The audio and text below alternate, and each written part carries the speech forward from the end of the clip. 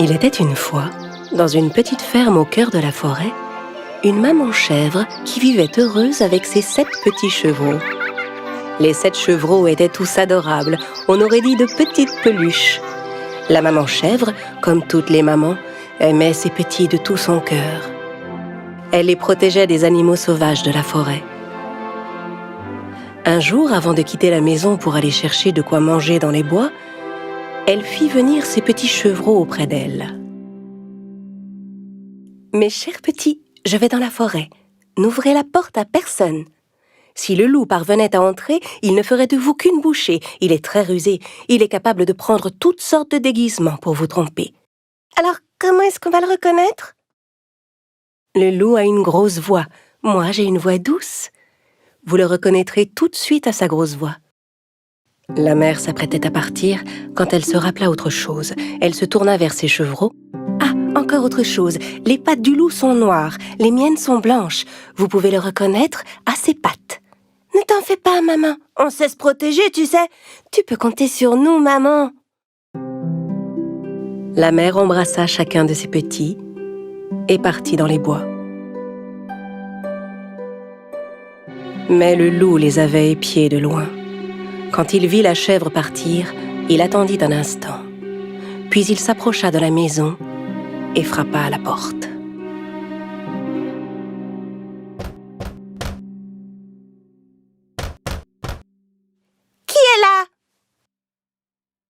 Ouvrez la porte, mes petits.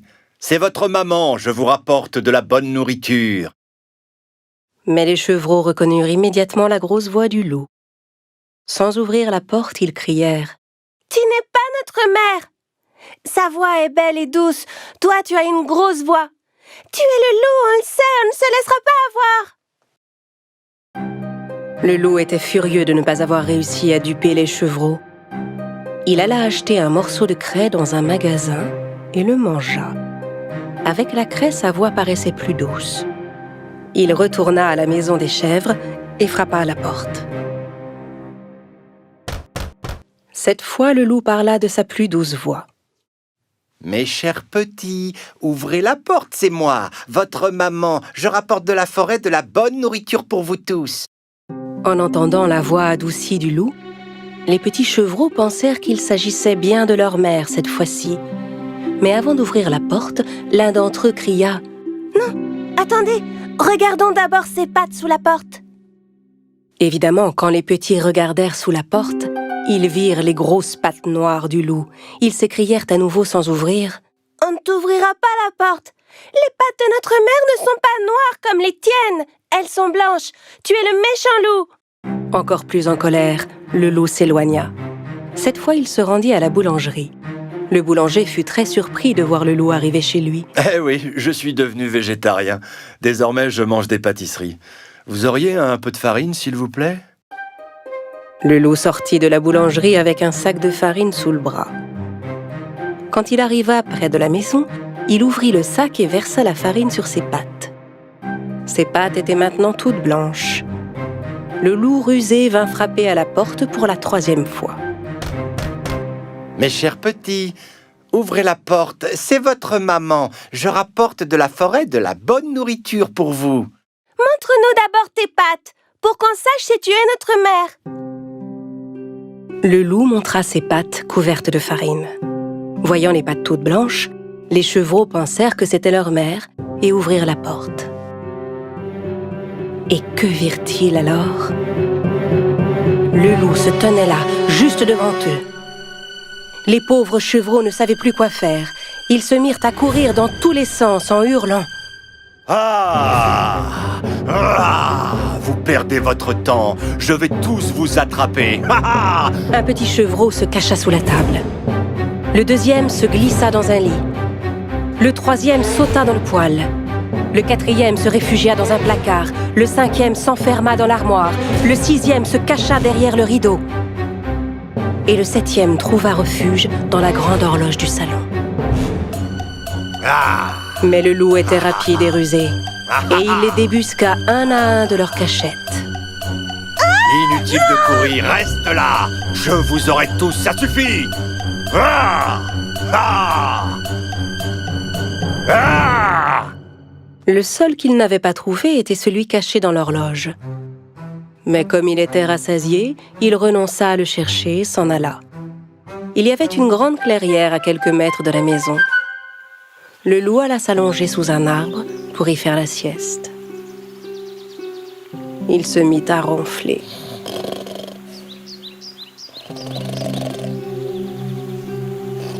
Peu de temps après, la maman chèvre rentra chez elle. Dès qu'elle vit la porte ouverte, elle sut qu'il était arrivé quelque chose et se précipita vers la maison. Oh, mes chevreaux! Oh! En entrant dans la maison, elle fut prise d'un choc.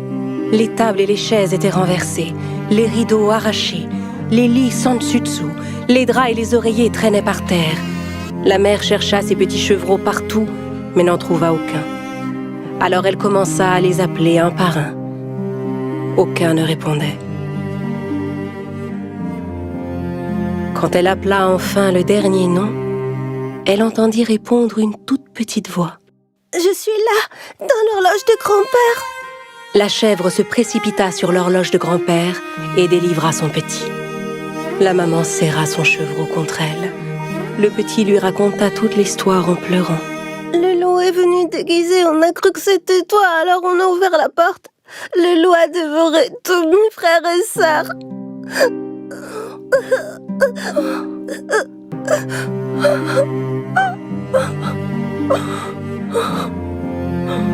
La mère était bouleversée. Elle pleura longuement ses petits. Puis, avec le seul enfant qui lui restait, elle sortit et se dirigea vers la clairière. Elle finit par trouver le loup qui dormait sous un arbre. Il ronflait si fort qu'il en faisait trembler les branches.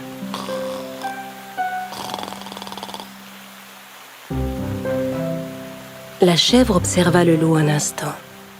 Elle remarqua que quelque chose bougeait à l'intérieur de son ventre. « Oh, mais est-ce que mes petits pourraient être encore en vie ?» Soudain, elle eut une idée. Elle dit à son petit « Va chez nous et rapporte-moi une aiguille, du fil et des ciseaux. » Pendant que le petit filait à la maison, la mère ramassa par terre 6 gros cailloux. Un instant plus tard, le petit revint avec du fil, une aiguille et une grande paire de ciseaux. Avec les ciseaux, la chèvre ouvrit le ventre du loup. Aussitôt, elle vit apparaître un de ses petits, bientôt suivi par les 5 autres. Ils étaient tous sains et saufs. La maman avait enfin retrouvé la joie, et les petits se serrèrent contre elle avec bonheur.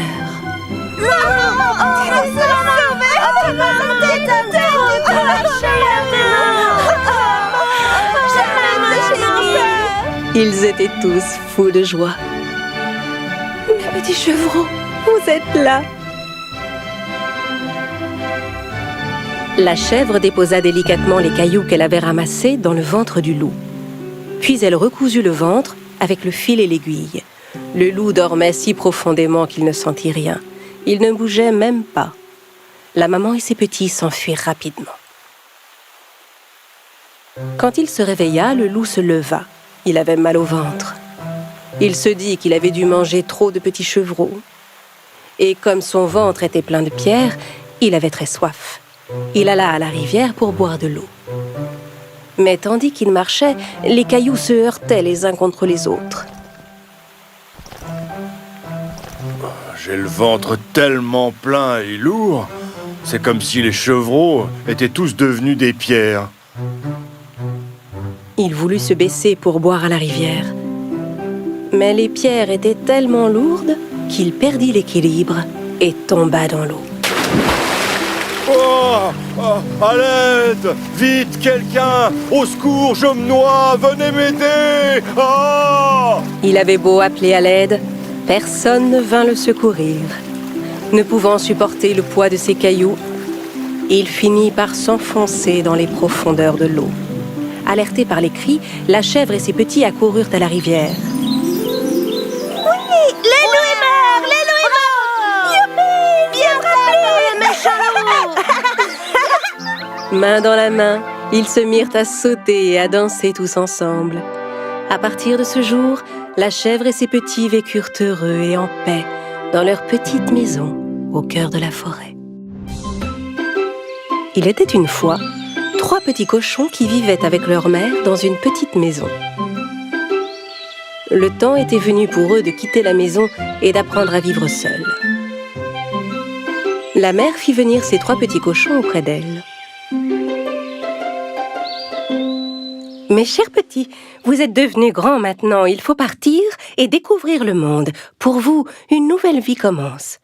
Mais n'oubliez pas, quoi que vous fassiez dans ce monde, faites-le du mieux que vous pouvez. Ce sera la meilleure manière pour vous de rester sains et saufs. » Dans un mélange de tristesse et d'excitation, les 3 petits cochons dirent au revoir à leur mère et se mirent en chemin. Après avoir marché un moment, ils trouvèrent un terrain dégagé où ils pourraient construire leur maison.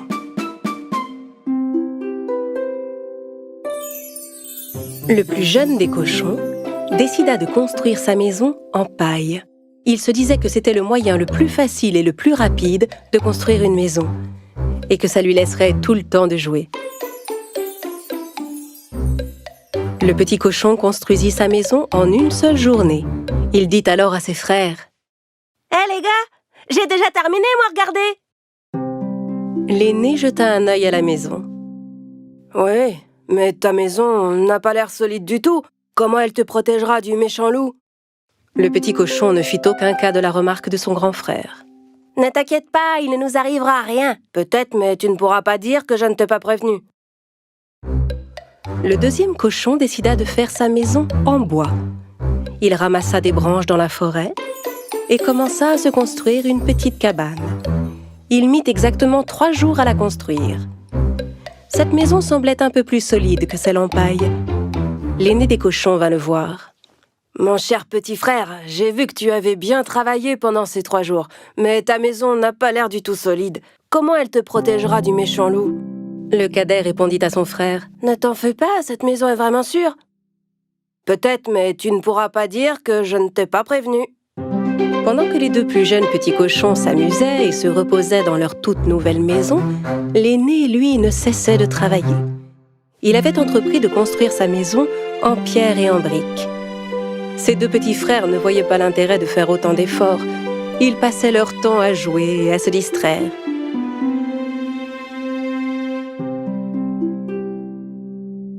Pourquoi tu t'embêtes comme ça alors que tu pourrais finir aussi vite que nous? C'est vrai, mais de quoi as-tu peur? L'aîné des cochons ne prit même pas la peine de les écouter. Il travailla 1 semaine entière pour finir sa belle maison, toute de briques et de pierre. Quelques jours plus tard, un loup affamé vint à passer près des maisons des petits cochons. Il s'arrêta d'abord devant la petite maison de paille. Le petit cochon était en train de se reposer à l'intérieur. Le loup frappa à la porte.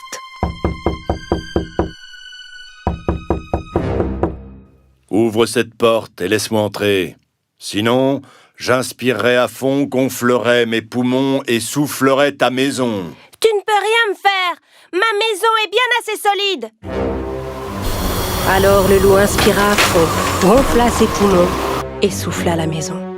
Heureusement, le petit cochon réussit à s'échapper. Il courut aussi vite qu'il put jusqu'à la maison en bois de son frère. Il frappa à la porte. Quand son grand frère vint lui ouvrir, le petit cochon se précipita à l'intérieur de la maison. « Ferme la porte, ou le loup va entrer !»« Ne t'inquiète pas, il ne peut rien nous faire dans cette maison. » Au bout de quelques instants, le loup arriva devant la cabane du deuxième cochon et lui cria: « Ouvre cette porte et laisse-moi entrer. Sinon, j'inspirerai à fond, gonflerai mes poumons et soufflerai ta maison. » « Tu ne pourras jamais souffler ma maison !» Alors le loup inspira à fond, gonfla ses poumons et souffla la maison. Les 2 petits cochons échappèrent de justesse au loup et coururent se réfugier dans la maison de leur grand frère. « Grand frère, le loup vient par ici, qu'est-ce qu'on va faire ?»